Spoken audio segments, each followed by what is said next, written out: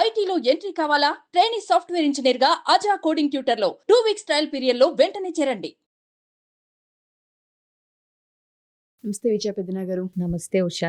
బాపట్లకు చెందిన ఒక న్యూస్ ఇప్పుడు మనం వింటూ ఉన్నాము. ఇలాంటి న్యూస్లు అక్కడక్కడ మనం ఈ మధ్య కాలంలో విన్నాము.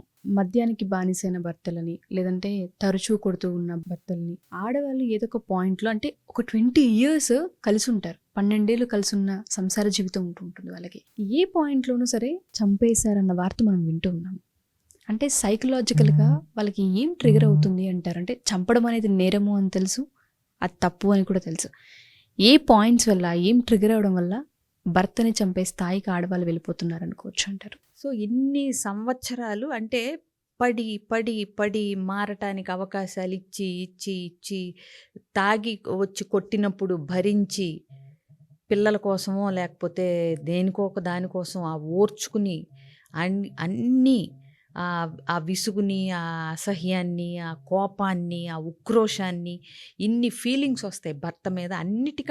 వీటన్నిటికంటే కూడా పెద్ద ఫీలింగు ఆ భర్త అంటే ఒక లెక్కలేనితనం, చులకన, అంటే ఎందుకు పనికిరాడు, నాకెందుకు ఉపయోగపడడు. అంటే జనరల్గా నువ్వు అబ్జర్వ్ చేస్తే ఉషా, వీళ్ళందరూ అంటే కొంచెం ఫైనాన్షియల్గా తక్కువ స్థాయిలో ఉంటారు.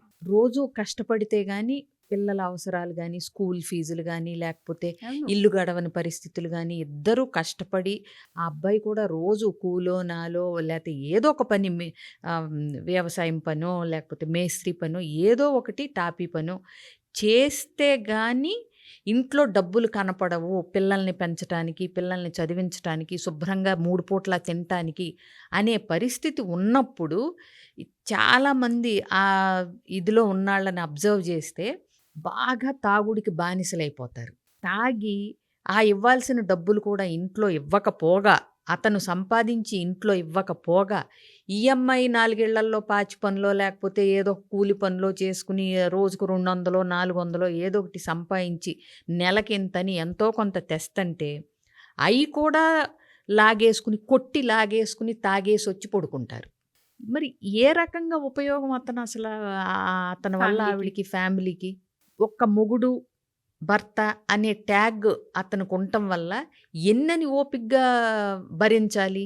చంపటం తప్పని ఎవరు కరెక్ట్ అనరు, బట్ చంపేంత విచక్షణ కోల్పోయేంత ఆ స్థితికి ఎందుకు వీళ్ళు బాధ్యతారాహిత్యంగా ఈ భర్తలు అనేవాళ్ళు తీసుకెళ్తారు భార్యల్ని? మినిమంగా ఇప్పుడు వాళ్ళు ఏం ఎక్స్పెక్ట్ చేస్తారు? ఇలాంటి స్థాయిలో ఉన్న భార్యలు ఏమీ పర్లేదు, నువ్వు ఇంకా నేనైతే విన్నాను కూడా, నోటితో ఇట్లా చెప్పానమ్మా నా భర్తకి ఇట్లా చెప్పాను, మా ఆయనకి అని వాళ్ళ నోటితో వాళ్ళు చెప్పింది నేను క్లియర్గా విన్నాను. ఉన్నారు ఇప్పుడు నా దగ్గర అట్లా చెప్తున్న వాళ్ళు. ఏంటంటే, నువ్వు తాగినా పర్వాలేదు కానీ ఎంతో కొంత సంపాదించి పగలు పనిచేసి తీసుకొచ్చి డబ్బులు సాయంత్రం కాస్త తాగు, నువ్వు ఆపుకోలేకపోతే, నువ్వు వ్యసనం అయిపోతే, తాగకుండా నువ్వు బ్రతకలేని అంటున్నావు కాబట్టి, తాగకపోతే నీ రోజు గడవదు అంటున్నావు కాబట్టి, ఇక్కడ కూడా భార్యకు తెలుసు ఏంటి, తాగితే ఆరోగ్యం పాడైపోద్దని తెలుసు, తాగితే ఎక్కువ సంవత్సరాలు బ్రతకరని తెలుసు. కానీ తాగొచ్చి కొట్టి వీళ్ళ డబ్బులు కూడా, భార్య సంపాదించిన డబ్బులు కూడా కొట్టి తీసుకుని తాగేసి వస్తుంటే వీళ్ళ ఎక్స్పెక్టేషన్స్ అనేవి తగ్గిపోతూ ఉంటాయి. అర్థమైందా? సో వాళ్ళు ఏ స్థితికి వస్తారంటే, మొదట్లో నువ్వే పనిచేసి ఎంతో కొంత తెచ్చి సాయంత్రం తాగి పడుకోరాదా అని అంటారు. ఆ తర్వాత నువ్వు కొంచెం, అంటే నేను 200 తెస్తే ఒక 50 రూపాయలు తీసుకుని తాగి పడుకోరాదా, నన్ను కొట్టకుండా ఏదో మూలబడి ఉండరాదా అనే స్టేజ్కి వస్తారు. ఆ తాగొచ్చి వాళ్ళు కొట్టినప్పుడు ఆ తలలు బగిలి, రక్తాలు గారి, ఆ నుదుటికి ప్లాస్టర్లు వేసుకుని వస్తారు మా ఇళ్ళ చుట్టుపక్కలకి. ఏంటంటే, రాత్రి తాగొచ్చి మా ఆయనతో, వీళ్ళు ఎందుకు తాగొచ్చావు, ఏదో ఒక టైంలో రేపొద్దున స్కూల్ ఫీజు ఎట్లా కట్టాలి, నువ్వు రోజు ఇట్లా తాగొస్తే ఎట్లా అని ఏదో ఒకటి పోట్లాడతారు కదా, మనుషులే కదా. పోట్లాడినప్పుడు ఏంటంటే, ఆ తాగిన మైకంలో పటాపట దేనికేసి కొడుతున్నారో తెలియదు, వాళ్ళకి ఆ రక్తాలు గారి కుట్లేయించుకుని ఇలా వస్తూ ఉంటారు పనిలోకి. ఏంటంటే, రాత్రి మా ఆయన తాగొచ్చి కొట్టాడు. నేను చెప్తాను, అప్పుడు మాట్లాడబాకమ్మా నువ్వు, తెల్లారి ఏం మాట్లాడినా ముంగిలా కూర్చుంటాడమ్మా మా ఆయన, నోరెత్తడు అంటది. ఆ తాగొచ్చినప్పుడు రెచ్చిపోయి అలా ప్రతాపం అంతా అప్పుడు చూపిస్తారనమాట. ఎందుకంటే అడిగిన దానిలో పాయింట్ ఉందని అతనికి తెలుసు. ఆ మత్తులో లేకపోతే వాళ్ళకి కొట్టే ధైర్యం కూడా ఉండదు తెలుసా ఉషా, మెదలకుండా ఒక మూల కూర్చుంటారు నిజంగానే. సో, అంత పడి ఇన్నేళ్ళు పడినప్పుడు ఏంటంటే, చివరికి మరి ఆళ్ళకెక్కడో ఒక ఇదొస్తదనమాట. ఛీ! వీడుంటే ఎంత, లేపోతే ఎంత. లేపోయినా శుభ్రంగా ఇప్పుడు బతకొచ్చు. పిల్లలు ఏదో ఇప్పుడు ఈ అమ్మాయి సంపాదించే దాంతో ఆ గవర్నమెంట్ స్కూల్ ఫీజులెయ్యో కట్టుకుంటా, ఏదోటి తిని బతుకుతాం. రోజు ఈ దెబ్బలేంటి, ఈ తన్నులేంటి. ఇంకోటి, ఇది జూత్తా కొడుకు కూడా గొంతు లేపటం మొదలెడతాడు తల్లి మీద. ఆడికో 8 ఏళ్ళు, 10 ఏళ్ళు రాగానే. వాడు నిర్లక్ష్యంగా తిరుగుతూ ఉంటాడు ఈ చదువుకోకుండా. ఎన్ని కాన్సిక్వెన్సెస్, నెగెటివ్ ఎఫెక్ట్స్ ఉంటాయంటే ఇంట్లో ఒక హెడ్ ఆఫ్ ద ఫ్యామిలీ మగవాడు తిన్నగా లేకపోతే ఎన్ని ప్రాబ్లమ్సో, ఫ్యామిలీ మొత్తానికి ప్రాబ్లమ్సే. అందరూ అని కాదు గానీ, కొంతమందిని మనం చూస్తే లేకపోయినా పర్వాలేదు, ఏదో ఒకలాగా అడుక్కొని తినైనా సరే బతికేస్తాం పిల్లల్ని పెట్టుకొనన్న ఆడవాళ్ళు చాలా మంది అంటుంటారన్నమాట. నువ్వు చంపు పర్వాలేదు, తప్పు లేదు, తాగొచ్చే భర్తని మేము జైల్లో ఏయము అంటే ఎంతమంది చంపేస్తారో ఈ నెక్స్ట్ మినిట్‌లో. నేను విన్నాను కూడా. ఈడేదో ఒకటొచ్చి పోతే బావుండు అని ఈ పని చేసుకునే వాళ్ళు బాధపడటం, ఆ ఫ్రస్ట్రేషన్‌లో ఆ మాట అనటం. ఇంతకు మించిన ఫెయిల్యూర్ ఏముంటుంది అసలు ఓ ఏముంటుంది? భర్తకి? ఇంట్లో పని చేయటానికొచ్చే ఆడవాళ్ళ కథలింటే అసల ఆళ్ళకి నిజంగానే ఛాన్స్ ఇస్తే చంపేస్తారేమో అనిపిస్తది. ఇంకోటి, లేదంటే ఖచ్చితంగా అసలు వదిలేయటం మాత్రం డెఫినిట్‌గా వదిలేస్తారు చాలామంది. వాళ్ళు చుట్టాల్లో పరువు పోతుందని, నలుగురిలో ఇదని, అంటే పిల్లలకి తండ్రి లేకుండా అయిపోతాడేమోనని. చేసినాడిని అవుతానని, ఇలాంటి రీజన్స్ వల్ల ఆళ్ళు జస్ట్ ఆ మొగుడు అనేవాడు ఒకడున్నాడు అని అలంకారప్రాయంగా చూపించుకోవటానికి ఉన్నాడు. ఇంకోటి సేఫ్టీ. ఇప్పుడు ఒక ఒంటరి స్త్రీ 2 పిల్లలతో ఉంటుంది అంటే మళ్ళీ అందరూ అంటే చులకన భావం అహా! అడ్వాంటేజ్ తీసుకునే తీసుకుందామని అవసరం. చూసేవాళ్ళే. అవును. అలా వాటి నుంచి కాపాడుకోవటానికి ఒకడున్నాడు, నాకు మొగుడనే క్యారెక్టర్ ఒకటుంది మా ఇంట్లో అని చూపించుకోవటానికి భరిస్తుంటారు తప్పితే, నిజంగా వాళ్ళు లేకపోతేనే మా లైఫ్ ఎంతో కొంత బెటర్‌గా ఉంటదనుకునేవాళ్ళు కోకొల్లలు. ఏ ఇంట్లో పనిచేసే మహిళ కథ విన్నా ఇలాంటిదే ఉంటది. అసలు నా మొగుడు తిన్ననైనాడయ్యి ఎళ్తే రోజుకు ₹1000 వస్తాయమ్మా టాపీ పనికెళ్తే ఇవాళ రేపు. అసలు నిజం చెప్పాలంటే నాకు చేయాల్సిన పని కూడా ఉండేది గాదు అని చెప్తారు.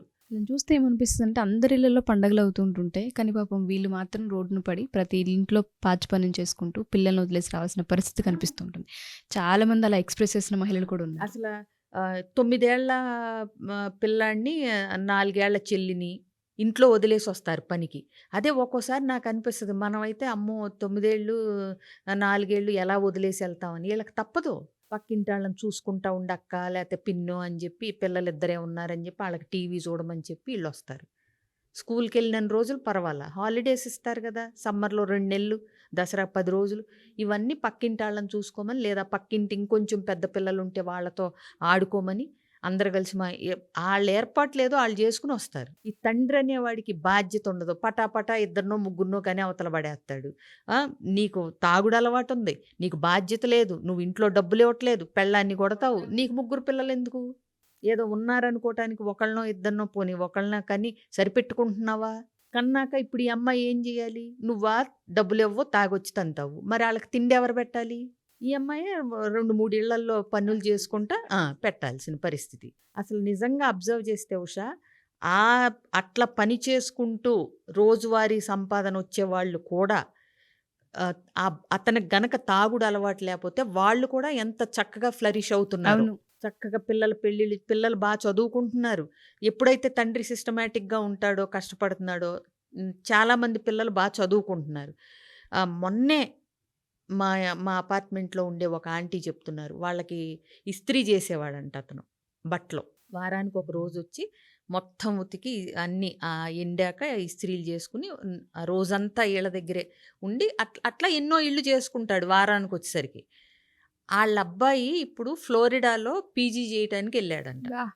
సో, అందుకని ఏంటంటే రెస్పాన్సిబిలిటీస్ కంటే ఎడిక్షన్స్ వెనక పెట్టుకుంటే బెటరు. ట్రూ. బాధ్యతలు. పిల్లల్ని కన్నావు, పెళ్లి చేసుకున్నావు.